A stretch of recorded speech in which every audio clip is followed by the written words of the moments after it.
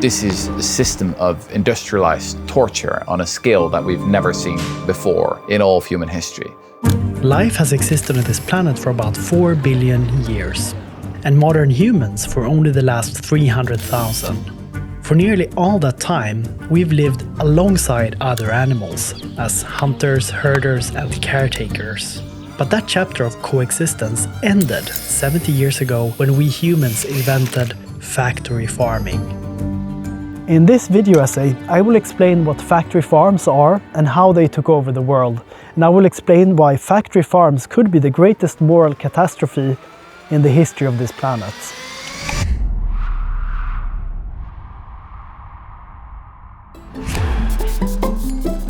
In 1909, the German chemist Fritz Haber made a huge breakthrough in his lab. He discovered that if you take normal air and you run it through heat, pressure and iron, then you can capture nitrogen atoms.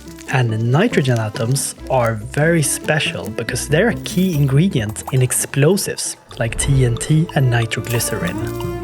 There is actually nitrogen all around us because the air consists of 78% nitrogen, but historically nobody knew how to cheaply pull all of this nitrogen out of the air. So to create explosives, bomb makers previously had to find nitrogen from other sources, like saltpeter from Chile or from bird and bat poop. Thanks to Haber's discovery in the lab, Germany became the first country with industrial production of nitrogen. Historians even claim that without access to Haber's method to extract nitrogen, Germany would have lost World War I within just a matter of months. So why am I talking about nitrogen and bombs? Wasn't this video essay supposed to be about factory farms? Well, the thing is that nitrogen is not just a key ingredient in explosives, it's also a key component of fertilizers. So after the war, when nitrogen extraction was no longer needed to make bombs, nitrogen extraction would instead revolutionize food production. Traditionally, farms have looked like this. They've had to mix and rotate different crops year to year, and they've kept grazing animals around to replenish nitrogen naturally. But when farms got artificial nitrogen fertilizer, all of a sudden they could skip rotating crops and instead start growing only one and the same crop year after year in so-called monocultures. With monocultures, farming yields skyrocketed and prices collapsed. This sounds like terrific news, and for us humans maybe it was, at least in the short term, but for the farm animals this would have consequences so profoundly cruel that it's almost impossible to fathom. Since farmers now could make super cheap and abundant crops from monocultures, they no longer needed to keep farm animals outside to graze the lands. Instead, farmers could now just move the animals indoor and feed them the same cheap crops that we humans eat. And it's at this point in history, when farms have transformed to monocultures and animals have moved indoors out of sight, that things will start getting ugly, real ugly. To increase profits, factory farms used aggressive selective breeding techniques to turn the indoor livestock into monstrous production machines. In the 1700s, an average dairy cow produced around 600 kilos of milk per year. Today, they produce 10,000 kilos. Chickens that once laid 10 to 15 eggs a year now lay more than 300 eggs per year. Meat chickens are bred to grow so fast that they weigh 44 grams when they hatch and then grow to 2,300 grams in just 35 days.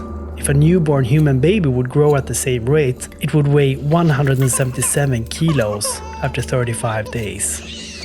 We have created these Frankenstein chickens that have, been selected to grow as quickly as possible so that their own bodies became these torture chambers, basically. If we wouldn't slaughter them quickly enough, then their organs would start bursting. That's how horrific it is.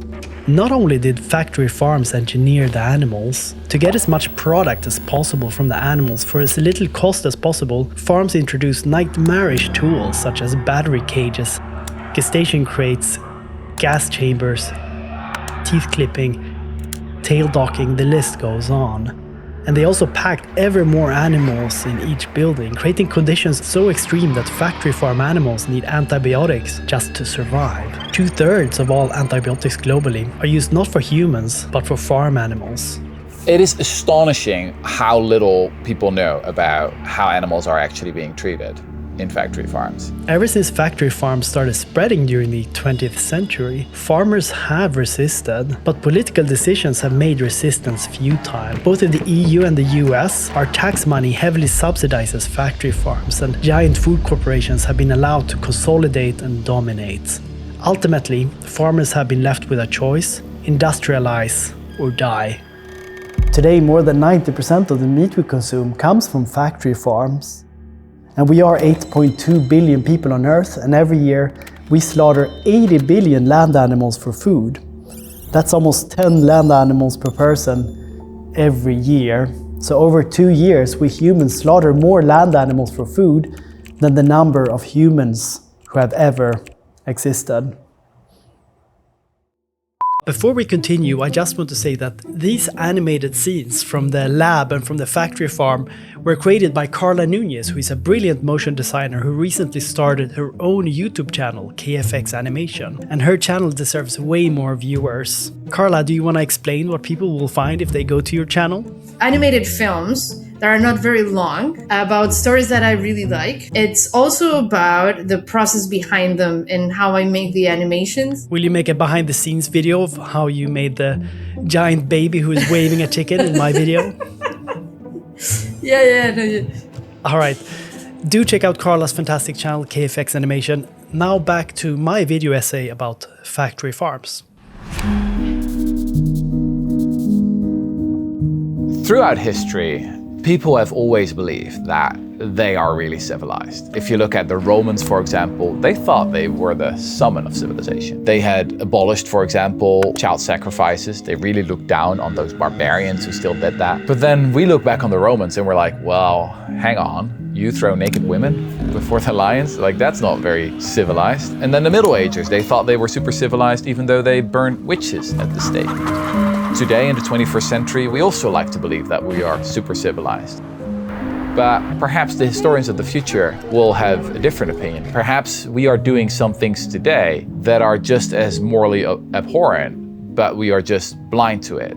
Now, I think that there are 6 signs that we can look at, 6 signs that will show you that, a practice that we accept today could actually be a moral catastrophe.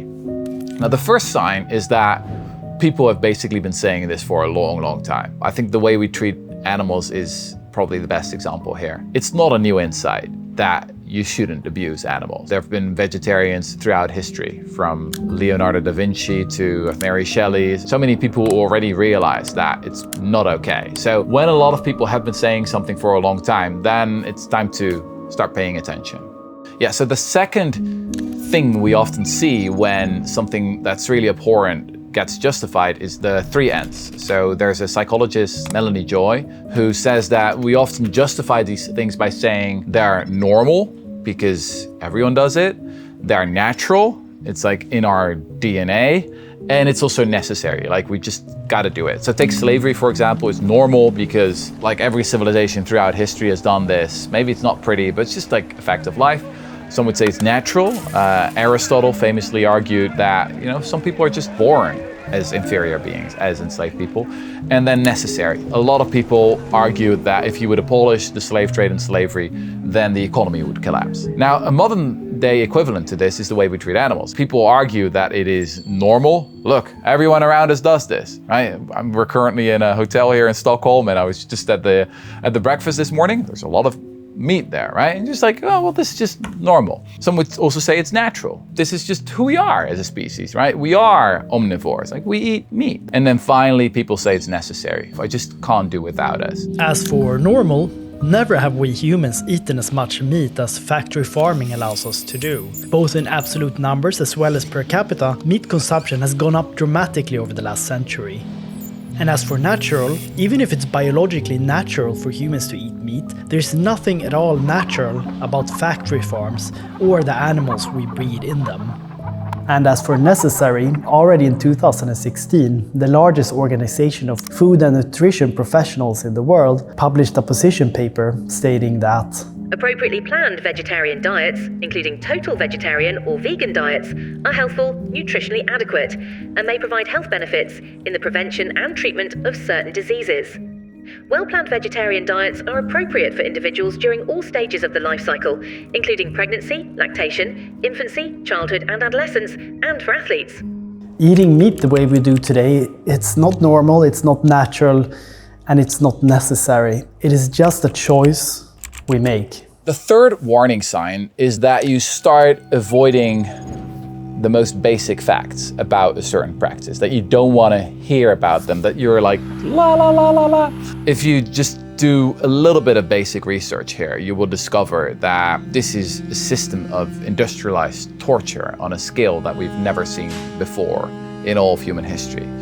So take the way we treat pigs, for example, like 99% of pigs never go outside. Take the way we treat mother pigs, who are being kept in these cages where they can't even turn around.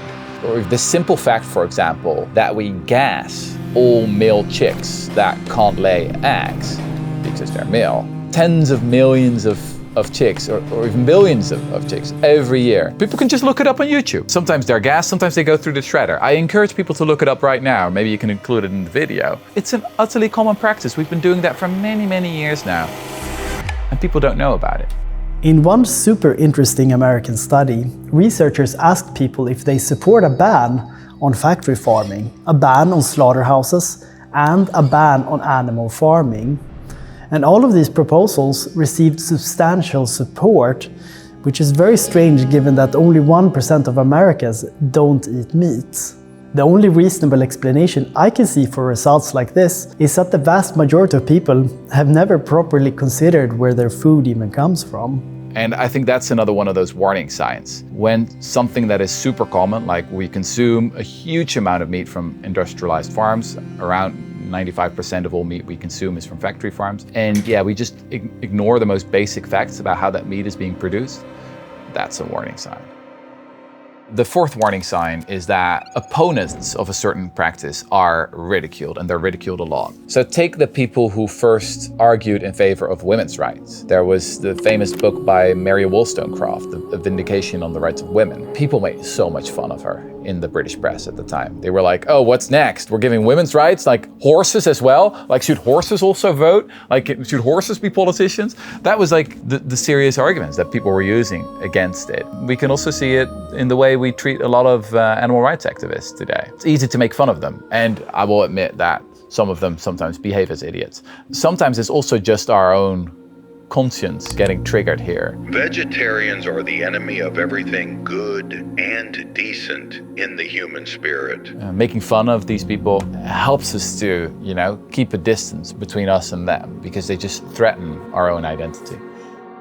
The fifth warning sign is that we have some big difficulties in justifying a certain practice to our children. There are interesting examples of this in the literature about slavery. For example, white kids in the American South often couldn't understand why they couldn't play with the other kids who had a different skin color. And then parents were a little bit uncomfortable, like, well, it doesn't really work, and the timing isn't good. I think you can see the same thing today when parents try or try not to explain why we eat animals. There have been these really interesting studies that a lot of 5, 6, 7 years old don't really understand where their meat is coming from, and that when they ask, parents sort of try and evade the answers. And you can also see it in the propaganda we have for our kids. I recently became a father, and it's really interesting to read all those children's books about the animals on a farm. It's like pure propaganda. 99% of animals aren't on a farm like that. 99% of farm animals are